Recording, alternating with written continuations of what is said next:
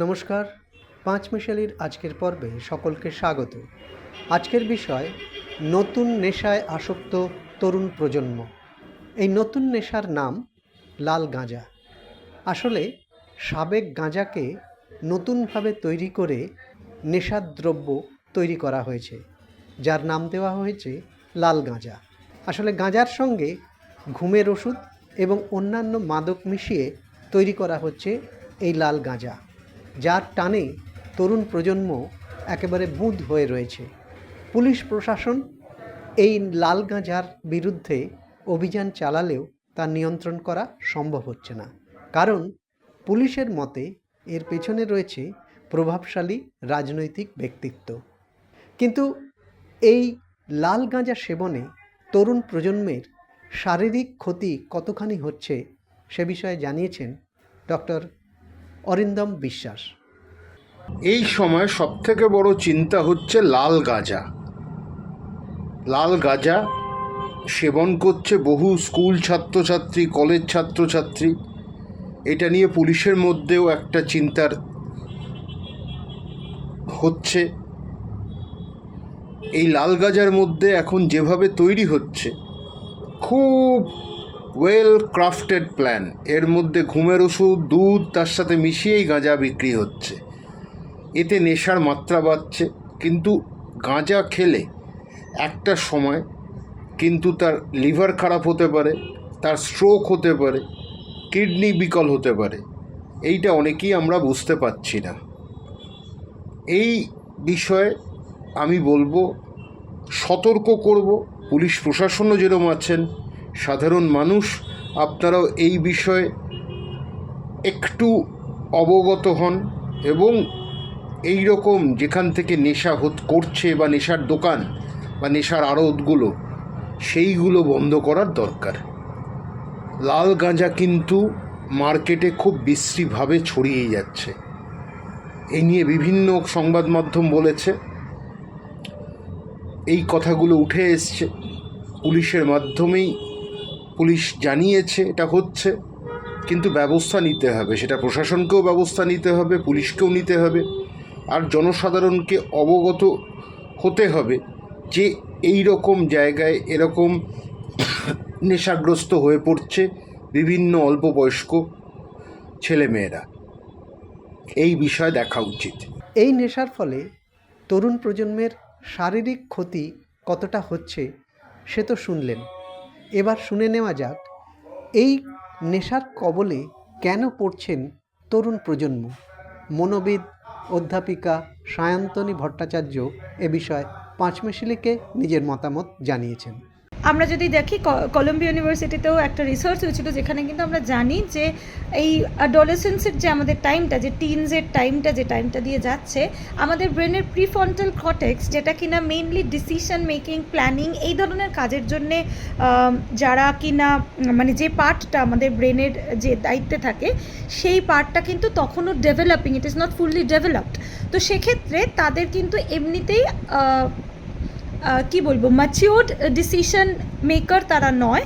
বহু ক্ষেত্রেই তাদের কিছু জায়গায় ডিসিশন মেকিংয়ের অসুবিধা আমরা দেখতে পারি, কারণ তাদের তখনও ব্রেনটা ডেভেলপিং। এবং এই ধরনের বয়সে আমরা জানি তাদের কাছে যে কোনো জিনিস, নতুন রকমের জিনিস, যেটা খুব এক্সাইটিং, একটা কিছু এসেছে সেটা আমি ট্রাই করব, এই ফ্যাক্টরটা তাদের ভীষণ বেশি থাকে। আর তার সাথে এই যে পিয়ার প্রেশার, একটা ভীষণ জায়গা আছে অফ বিইং কুল। এই কুল যে জায়গাটা, নিজেকে কুল দেখানোর জায়গাটা, এই কুলনেসটাও কিন্তু অনেকটা আসে নিজের বন্ধু বান্ধবদের মধ্যে আমি নিজের গ্রহণযোগ্যতা বাড়ানোর জন্যে বহু ক্ষেত্রে। আর বন্ধুদের মধ্যে এই পিয়ার প্রেশার কিন্তু বাচ্চাদের, টিনসদের ক্ষেত্রে একটা বিশাল বড় ফ্যাক্টর। আর এই সমস্ত আরও এই যে আমরা টেকিং ড্রাগস ইজ নর্মাল, আমরা যে কোনো ধরনের নেশা করলে উই আর বিইং ভেরি কুল, এই ধরনের আরও একটা জায়গা যদি আমরা একটু নজর করি তাহলে দেখব আমাদের বিভিন্ন রকমের যে মিডিয়াস বা মুভিজে আসছে অনেক ক্ষেত্রেই আমরা প্রোটাগনিস্টদের দেখছি যারা কিন্তু এই ধরনের বিভিন্ন মাদক দ্রব্যের নেশায় আসক্ত, কিন্তু সেখান থেকে সে কিন্তু সোসাইটির জন্যে বা কারোর জন্যে একটা বিশাল নজির সৃষ্টি করছে, কারণ সে হিরো বা হিরোইন অফ দ্যাট স্টোরি, মানে মোট কথা হিরো অফ দ্য স্টোরি যাকে নিয়ে কথাটা বলা হচ্ছে। তো এই প্রোটাগনিস্ট বা এই ধরনের জিনিসগুলো যখন আমরা তাদের কাছে ধরে দেখাচ্ছি যে বিইং কুল, বিইং অ্যাকসেপ্টেড, বিইং ভেরি মানে ওই যে একটা ফ্যাক্টর, একটা ক্যারিজমা আছে, এই জিনিসগুলোর জন্য যখন আমি দেখি যে আমাদের কাছে মাদকদ্রব্যের একটা গ্রহণযোগ্যতা আছে, তখন কিন্তু বাচ্চারা ওই দিকে আরও বেশি করে ঝুঁকছে, মানে ওই দিকগুলো তাদের কাছে আরও বেশি নর্মালাইজড হয়ে যাচ্ছে। আরেকটা জায়গা যেটা কলকাতার ক্ষেত্রে বা যে কোনো জায়গায় আমার যেটা মনে হচ্ছে যে আরও বেশি, এই গাঁজা না অনেক ইজিলি অ্যাভেলেবল হয়ে যাচ্ছে, আর পাওয়াটা তাদের কাছে এরকম নয় যে তাদেরকে যেরকম সচরাচর হচ্ছে যে কেউ সিগারেট কিনলে কেউ দেখে ফেললো কিনা দোকান থেকে কিনছে, বাট এই ধরনের গাঁজা বা জিনিসগুলি যে বিভিন্ন ড্রাগ পেডলার্সদের থেকে যেভাবে তাদের কাছে আসে ডিরেক্টলি, অনেক ক্ষেত্রেই কিন্তু এটা বড়দের চোখ এড়িয়ে যায়। তো সেক্ষেত্রে একটা হয়ে যাচ্ছে যে আমার লোকের চোখেও পড়ছে না, অ্যাট দ্য সেম টাইম খুব ইজিলি অ্যাভেলেবল হয়ে যাচ্ছে মার্কেটে। মানে আমাদের এখন কলকাতার সিচুয়েশনটা বা এমন জায়গায় আমাদের লোকেশন ওয়াইজ এমনভাবে যে খুব ইজিলি ড্রাগসটা এখন আসছে বা অ্যাভেলেবেল হচ্ছে, তাই বাচ্চাদের কাছে সেটা খুব এসে পৌঁছচ্ছে।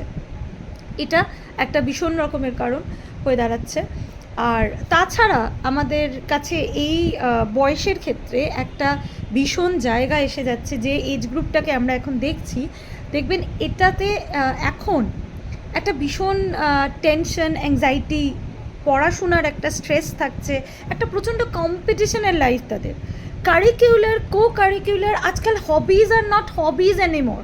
প্রত্যেকটা জিনিসে এই যে তাদের একটা ভীষণ পরিমাণে নিজেদেরকে প্রমাণ করার দৌড় এবং নিজেকে প্রমাণ করার এই চেষ্টায় তাদের এই যে কনস্ট্যান্ট ফাইট, এটাতে কোথাও কোথাও গিয়ে কিন্তু তারা নিজেও কখনো না কখনো এখান থেকে বেরিয়ে আসতে চায়, মানে এসকেপিজম।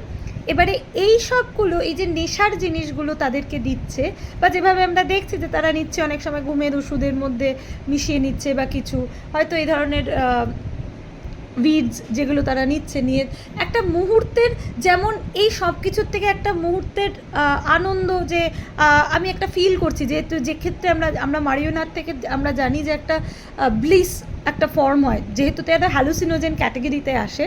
তো আমার অনেক কিছুই আমার ভালো লাগার জিনিসগুলো হয়তো আমি চোখের সামনে দেখতে পাচ্ছি, তো আমার একটা মুহূর্তের আনন্দ। অ্যাট দ্য সেম টাইম যদি আমি ঘুমিয়ে পড়ছি বা এই ধরনের কিছু করছি, বা আমি একটা কল্পনার জগতে নিজেকে ভাসিয়ে নিয়ে যাচ্ছি, সেক্ষেত্রেও কিন্তু actually I am escaping from my real world বা রিয়েল টাসল।